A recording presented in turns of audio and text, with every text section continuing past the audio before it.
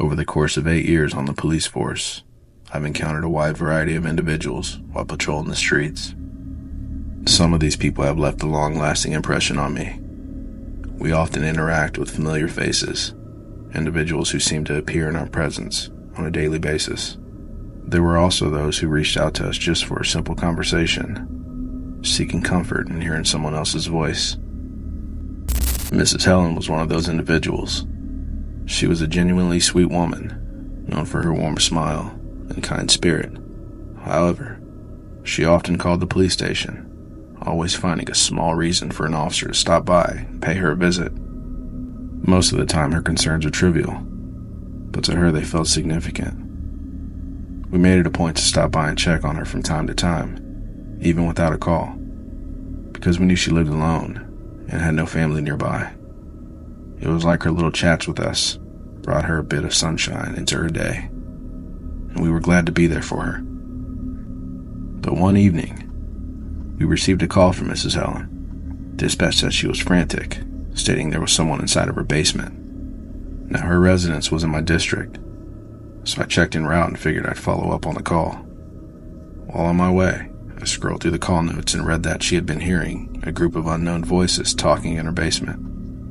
When I arrived, she met me outside on her front porch. Her face was pale.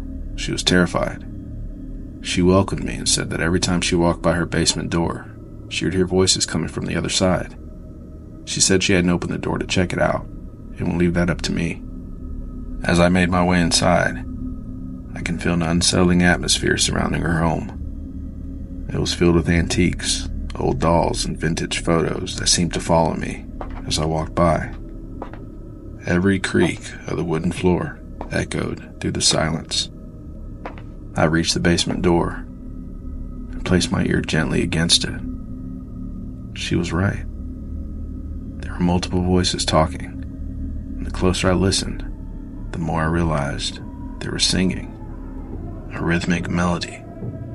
I inched the door open, trying not to make a sound.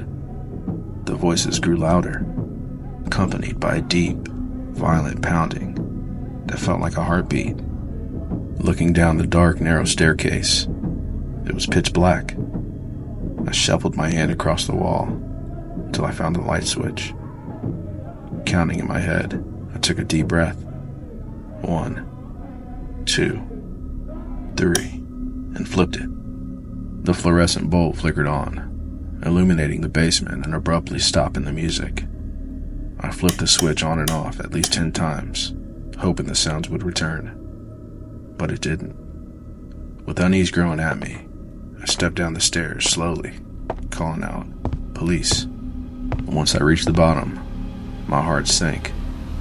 The basement was completely empty. And when I say empty, I mean there was absolutely nothing down there. No furniture, no boxes, just bare concrete walls. Confused and unsettled, I rushed back up the stairs to meet Mrs. Helen outside.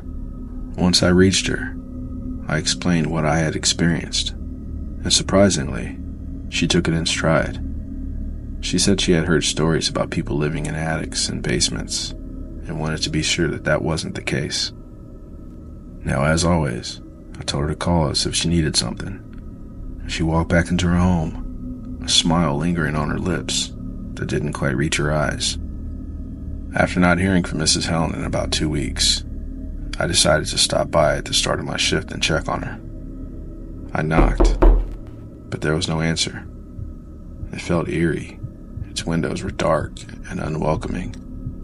I checked all points of entry, glancing through open windows, but I saw nothing, so I performed a quick check on recent calls, only to learn that Mrs. Helen was in the hospital. As I turned to leave, I looked back, glancing at each window, hoping not to see anything. I couldn't shake the memory of that evening. The rhythmic singing replayed in my mind. I was certain what Mrs. Helen and I had experienced. But why? Gazing back at the house, I understood that it was filled with secrets. Each creak of the floorboards and shadows behind the windows whispering stories of long-forgotten lives. You never know what walked on the ground beneath you, So many untold stories, hidden in dark corners, waiting for someone brave enough to uncover them.